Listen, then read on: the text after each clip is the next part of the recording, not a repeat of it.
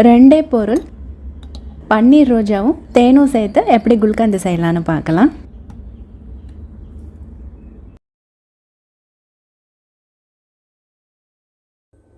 முதல்ல பன்னீர் ரோஜாவோட இதழ்களை மட்டும் பிரித்து எடுத்துடலாம்.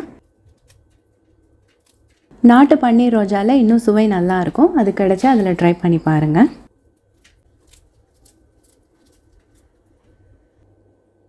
இது எல்லாத்தையும் தண்ணியில் போட்டு நல்லா கழுவி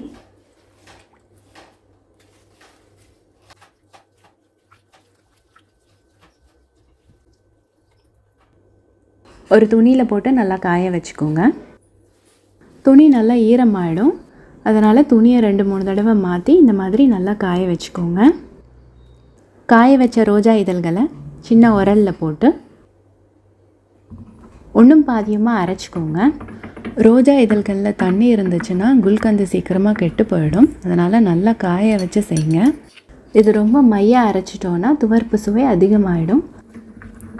அதனால் ஒன்றும் பாதியமாக இந்த மாதிரி அரைச்சிக்கோங்க. அரைச்சது எல்லாத்தையும் ஒரு பாட்டிலில் போட்டு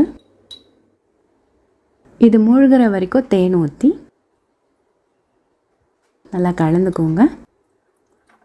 ஒரு ஸ்பூன் வச்சு இப்படி லைட்டாக அழுத்துறப்ப மேலே தேன் வரணும். இல்லைனா உங்களுக்கு இனிப்பு எவ்வளோ வேணுமோ அதுக்கேற்ற மாதிரி தேன் சேர்த்துக்கோங்க.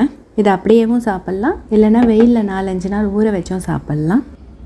அடுத்த வீடியோவில் குல்கந்தோட நட்ஸ் எல்லாம் சேர்த்து இன்னமும் ஈஸியாக எப்படி செய்யலான்னு பார்க்கலாம். அவ்வளோதான், குல்கந்து தயார்.